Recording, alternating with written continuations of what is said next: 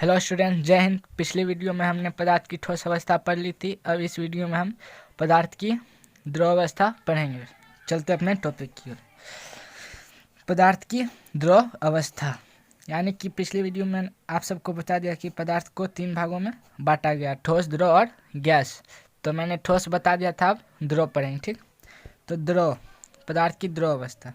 तो द्रव के कणों के बीच अंतरानुकाकर्षण बल ठोस के तुलना में कमजोर होने के कारण द्रव के कण कम मजबूती के साथ परस्पर बंधे रहते हैं। ठीक, अतः द्रव के अंदर अंतराणु का स्थान ठोस की अपेक्षा अधिक होता है। फलतः द्रव के कण अधिक स्वतंत्रता पूर्वक एक स्थान से दूसरे स्थान में गमन कर सकते हैं, किंतु अंतरानुकाकर्षण बल इतना कमजोर नहीं होता है कि ये कण द्रव की सतह छोड़कर बाहर निकल जाए। यानी कि इस पदार्थ की द्रव अवस्था में हमें बताया गया है कि द्रव के जो कणों के बीच अंतरानुकाकर्षण बल होता है वह ठोस की तुलना में कमजोर होता है, जिसके कारण द्रव के कण जो रहते हैं ना, कम मजबूती से सटे हुए रहते हैं एक दूसरे में। तो इसी कारण के वजह से द्रव में अंतरानु स्थान जो रहता है वो थोड़ा अधिक रहता है ठोस की अपेक्षा में।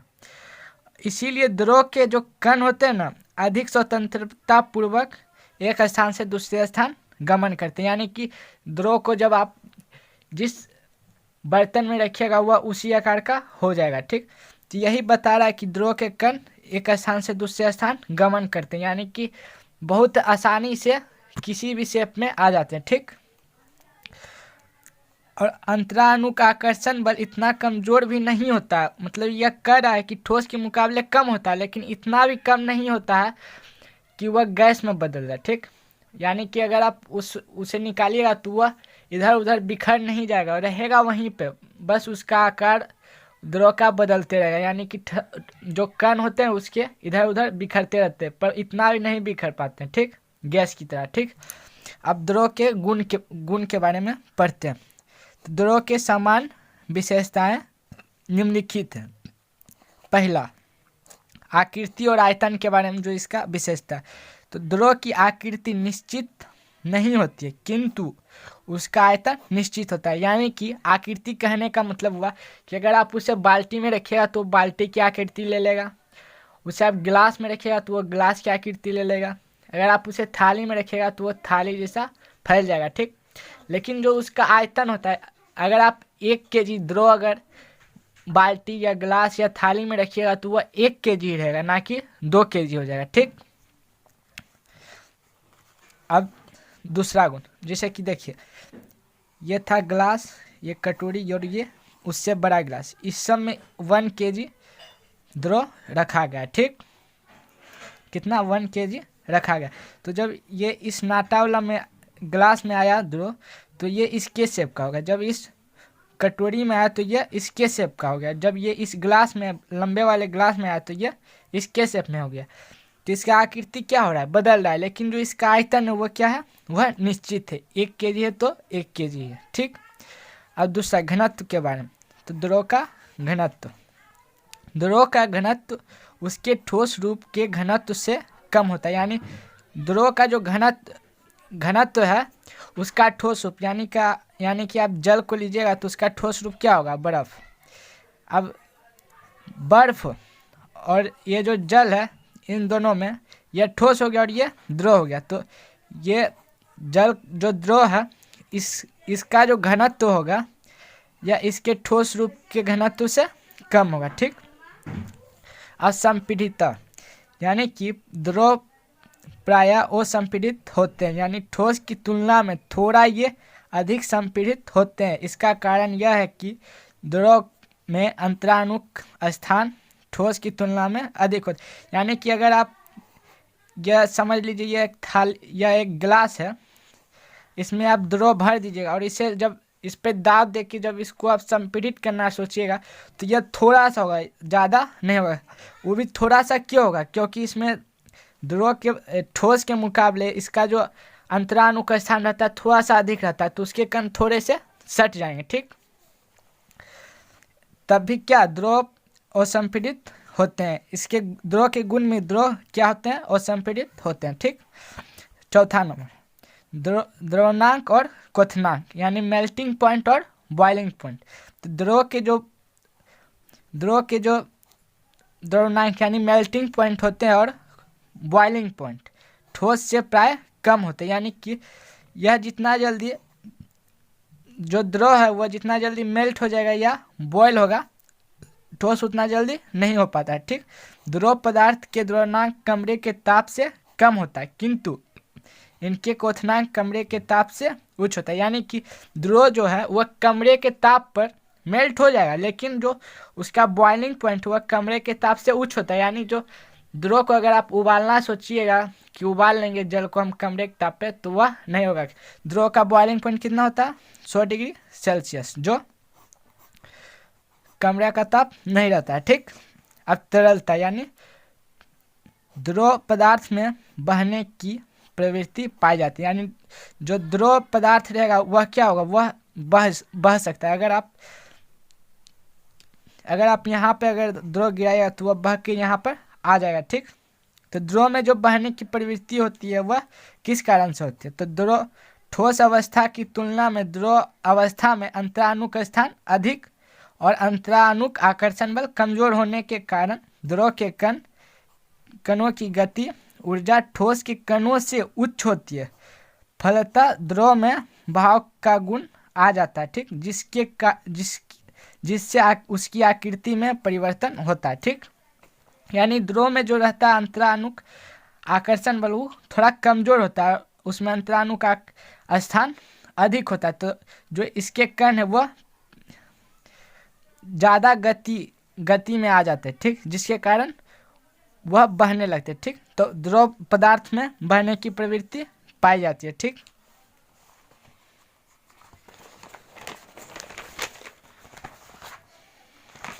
अब इसके छठे गुण पे आते हैं। तो छठा गुण क्या, विसरण।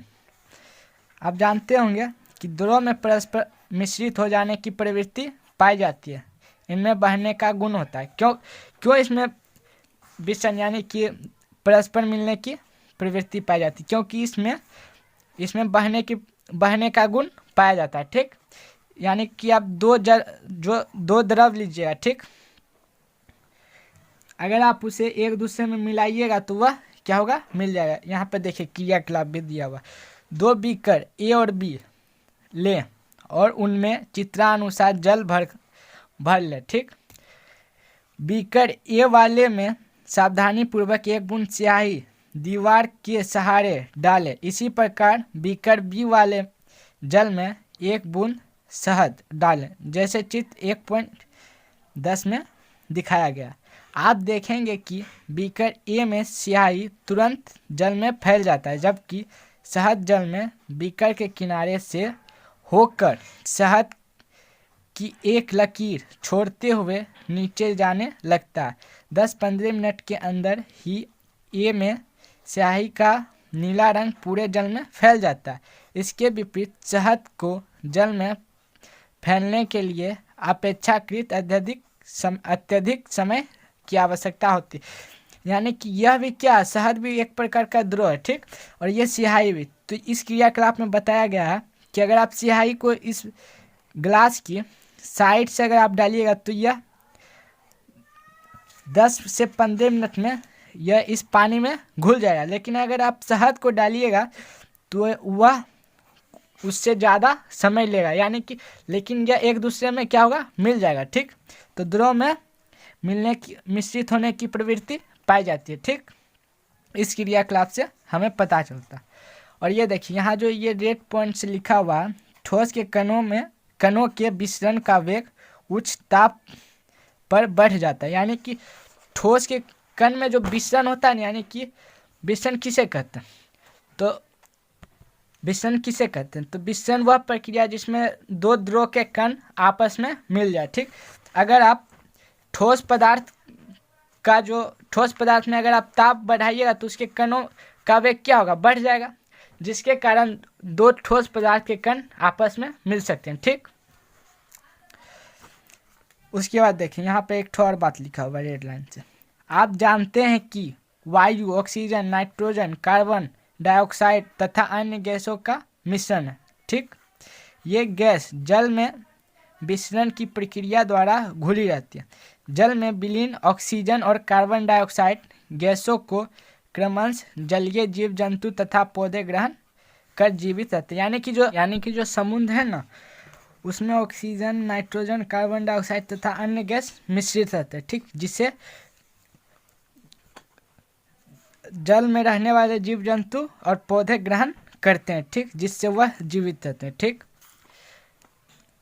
अब द्रव का जमना, यानी किसी भी द्रव का ठोस के रूप में परिवर्तन होना द्रव का जमना कहलाता है। यह क्वेश्चन इम्पोर्टेंट या पूछा जा सकता है। द्रव का जमना किसे कहते हैं? किसी भी द्रव को का ठोस के रूप में परिवर्तन द्रव का जमना कहलाता है। ठीक, अब देखिए उदाहरण के लिए यदि जल 0 डिग्री सेल्सियस या 273 के ताप पर ठंडा किया जाएगा तो वह बर्फ में परिवर्तित हो जाता है। ठीक, अब देखते हैं वाष्पन, यानी कि द्रव में वाष्पन की प्रवृत्ति पाई जाती है या कि नहीं।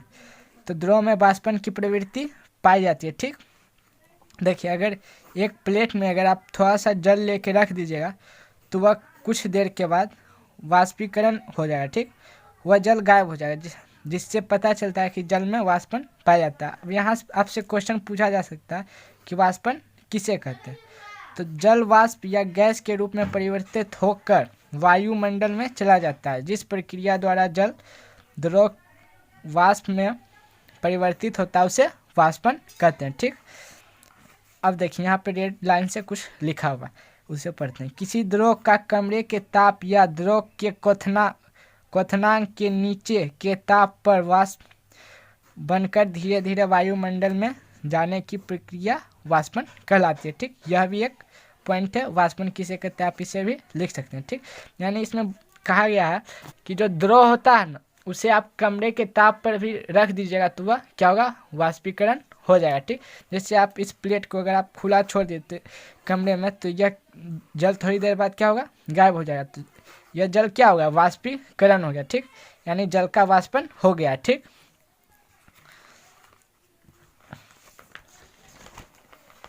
अब वाष्पन की व्याख्या, यहाँ पे वाष्पन को अच्छी रूप से लिखा हुआ। ठीक, हम जानते हैं कि द्रव के कण अनवरत गमन करते रहते हैं तथा परस्पर टकराते रहते हैं। वायु में खुला छोड़ देने पर वे वायु के कणों के साथ भी टकराते रहते हैं। ऐसी अवस्था में द्रव की सतह वाले द्रव के कण अतिरिक्त ऊर्जा प्राप्त कर लेते हैं। इनकी ऊर्जा इतनी बढ़ जाती है कि इन पर द्रव के भीतर कणों का आकर्षण समाप्त हो जाता। फलतः यह कण जल की सतह छोड़कर वाष्प में परिवर्तित, यानी कि यह जो थाली है इसमें जब जल भरा गया और इसे खुला छोड़ दिया गया तो फिर यह थाली है। ठीक, यानी कि यह जल का जो कण है यह गमन करते रहते, एक दूसरे से टकराते रहते। जब इसे खुला हवा में छोड़ दिया गया तो हवा के कण जो यहाँ से गुजर रहे थे तो ये जो जल या जो ऊपर वाला द्रव के जो कण है ये नीचे वाले द्रव के कण से ऊर्जा प्राप्त कर लेते हैं, जिनसे इन पर द्रव का आकर्षण बल खत्म हो जाता है। ठीक, जिसके कारण यह हवा के कण वायु के कण के साथ टकराकर यह वायु में मिल जाते हैं, जिसे हम वाष्पन कहते हैं। ठीक, यानी सतह को छोड़कर वाष्प में परिवर्तित होकर वायु में चले जाते हैं। ठीक, वाष्पन को प्रभावित करने वाले कारक, यानी वाष्पन कैसे प्रभावित हो सकता है, यानी वाष्पन को करने के लिए हमें क्या क्या चीज़ की जरूरत पड़ सकती है। देखिए द्रव की प्रकृति, यानी कि द्रव का क्वथनांक जितना ही कम रहता है उसका वाष्पन उतना ही तेजी से होता है। अब उदाहरण के लिए आप थोड़ा सा इत्र ले लीजिए। इत्र का जो इत्र जो है वह 34 डिग्री सेल्सियस पर ही वाष्पीकरण हो जाता है। ठीक, तो अगर आप इत्र को और जल को अगर आप रखिएगा तो जो इत्र वह सबसे पहले वाष्पीकरण यानी वाष्प में बदल जाएगा। ठीक, यानी द्रव की प्रवृत्ति, यानी द्रव कैसा है उसका वाष्पन कितना डिग्री सेल्सियस पर हो सकता है। ठीक, अब दूसरा नंबर में जो है वह दिया हुआ द्रव का ताप, यानी द्रव का ताप जितना अधिक होगा उतनी ही तीव्रता से वह वाष्पन होगा। ठीक, इसका कारण यह है कि उच्च ताप पर द्रव के कण का औसत वेग बढ़ जाता है, अतः द्रव की सतह वाले कणों का द्रव से निकल जाना आसान हो जाता है। ठीक, अब द्रव का पृष्ठीय क्षेत्रफल, यानी कि द्रव का जो यह थाली में आप रखिएगा थोड़ा सा द्रव और ग्लास में, तो जो थाली वाला द्रव इसका जो क्षेत्रफल नीचे का पृष्ठीय क्षेत्रफल वो अधिक हो जाएगा, यानी द्रव अधिक मात्रा में फैल जाएगा, यानी द्रव की सतह ऊपर से बढ़ जाएगी।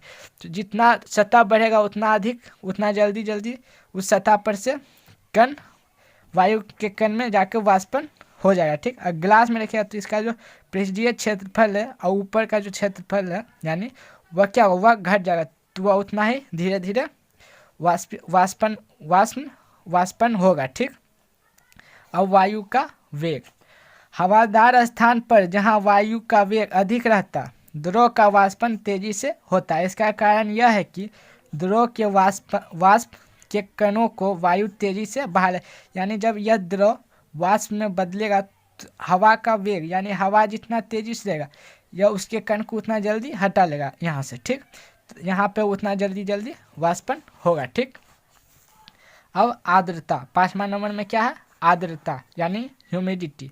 वाष्पन के वेग पर वायुमंडल की आर्द्रता का काफ़ी प्रभाव पड़ता है। पहले यह जान ले आवश्यकता है कि आर्द्रता क्या होता है। तो वायु में उपस्थित जलवाष्प की मात्रा आर्द्रता कहलाती है, यानी कि जो जल है जब वह वाष्प में बदलेगा तो वह हवा में मिल जाएगा, यानी कि उस जो जल का कण है वह हवा में, तो वह जितना मात्रा में रहेगा उसे हम आर्द्रता कहते हैं। ठीक, अब देखिए अब आर्द्र क्या कहलाता है, यह भी इम्पोर्टेंट क्वेश्चन है।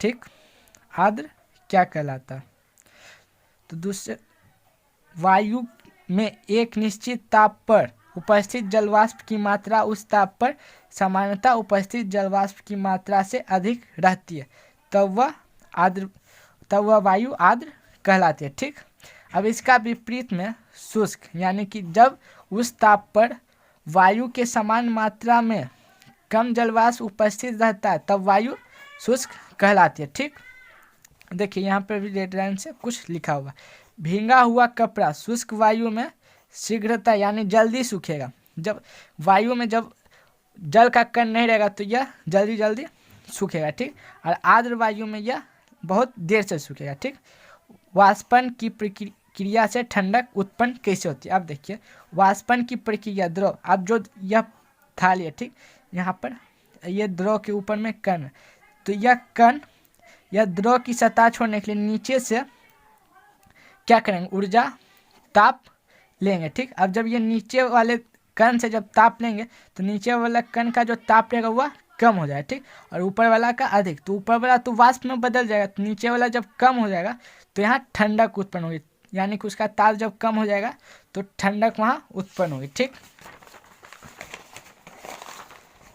अब देखिए यह क्वेश्चन भी इम्पोर्टेंट है कि गर्मी के दिनों में हम कपास के बने कपड़े यानी कि सूती का वस्त्र क्यों पहनते, तो गर्मी के दिन में हमारे शरीर से पसीना काफ़ी मात्रा में निकलता है, जो पसीना निकलता है उसे जो सूती कपड़ा रहता है सोख लेता है, उसके बाद जब वह वाष्पन होता है तो हमें फिर जब हवा चलती है तो हमें ठंडक लगती है, यानी कि यहाँ पे लिखा हुआ भी है पसीना हमारे शरीर से ऊष्मा प्राप्त कर वाष्पित होता है, इससे हमें ठंडक का एहसास होता है। चूँकि सूती वस्त्र जल का एक अच्छा शोषक है, अतः हमारे शरीर से निकलने वाला जो पसीना होता है उसे आसानी से शोषित कर इसे वायु के संपर्क में लाकर इसे ला देता है, इसीलिए गर्मियों के दिनों में हमें सूती वस्त्र पहनना चाहिए। ठीक, यानी जो सूती कपड़ा वह पसीना को सोख कर और वायु के संपर्क में ला देता है, जिससे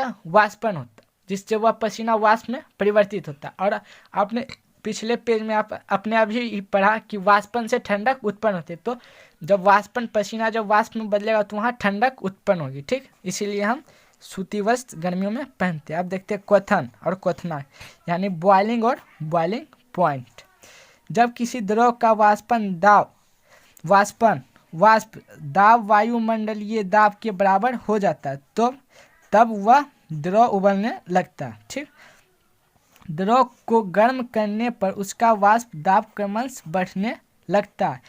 जब द्रव का दाब बढ़कर वायुमंडल के बराबर हो जाता है तब द्रव उबलने लगता है। जिस ताप पर द्रव उबलता है उसे हम क्वथनांक कहते हैं और यह प्रक्रिया क्वथन या उबलना कहलाती है। ठीक, यानी जिस ताप पर द्रव उबलता है उसे हम क्वथनांक कहते हैं और उसी प्रक्रिया को हम क्वथन या उबलना कहते हैं। ठीक, यदि द्रव को गर्म किया जाए तो द्रव का ताप क्वथनांक पर तब तक स्थिर रहता है जब तक कि पूरा का पूरा द्रव वाष्प में परिवर्तित नहीं हो जाता है। ठीक, अब क्वथनांक पर दाब का प्रभाव यानी क्वथन पर दाब का प्रभाव। ठीक, फिर उसके बाद क्वथनांक पर अशुद्धियाँ का प्रभाव। ठीक, द्रव में अशुद्धियों में उपस्थित रहने वाले द्रव का क्वथनांक बढ़ जाता है। यानी कि द्रव में अगर अशुद्धियाँ उपस्थित रहेगी तो द्रव का क्वथनांक बढ़ जाएगा। यानी कि उदाहरण के लिए आप लीजिए, द्रव का क्वथनांक कितना 100 डिग्री सेल्सियस। अगर आप उसमें थोड़ा सा नमक मिला दीजिएगा तो द्रव का जो बॉइलिंग पॉइंट हुआ बढ़ जाएगा। ठीक, अब देखिए वाष्पन और क्वथन में अंतर, यह क्वेश्चन भी आया। वाष्पन और क्वथन में क्या अंतर है? ठीक, तो वाष्पन और क्वथन, यहाँ 3 अंतर दिया हुआ। पहला, यह एक स्वतः होने वाली प्रक्रिया है जो सभी तापों पर निर्भर करती है। वाष्पन जो वह स्वयं हो जाती है और वह सभी ताप पर निर्भर करती है, लेकिन क्वथन जो यह एक निश्चित ताप पर होने वाली प्रक्रिया है जिसे द्रव का क्वथनांक कहते हैं। ठीक, दूसरा नंबर, यह द्रव के सिर्फ ऊपरी सतह पर ही होता है। ठीक, भीतरी सतह पर नहीं होता। यानी द्रव के जो है यह ऊपर होता है, नीचे नहीं होता वाष्प में। और यह जो है यह पूर्ण द्रव में होता है। जब क्वथन होता है तो नीचे से बुलबुले ऊपर आते हैं। ठीक, तीसरा नंबर, इसमें ठंडक उत्पन्न होता है और इसमें जो है क्वथन में इसमें ठंडक उत्पन्न नहीं होता है। ठीक, अब स्टूडेंट्स, अब यह जो द्रव है पदार्थ की द्रव अवस्था यह अब खत्म हो गया। ठीक, उसके बाद हम अगली वीडियो में हम पदार्थ की गैसीय अवस्था पढ़ेंगे। ठीक, तो जय हिंद, जय भारत। अगर आपने अभी तक चैनल को सब्सक्राइब नहीं किया तो चैनल को सब्सक्राइब कर लीजिए और बेल आइकन को भी जरूर दबा दीजिएगा जिससे वीडियो की नोटिफिकेशन आप तक पहुंच जाए।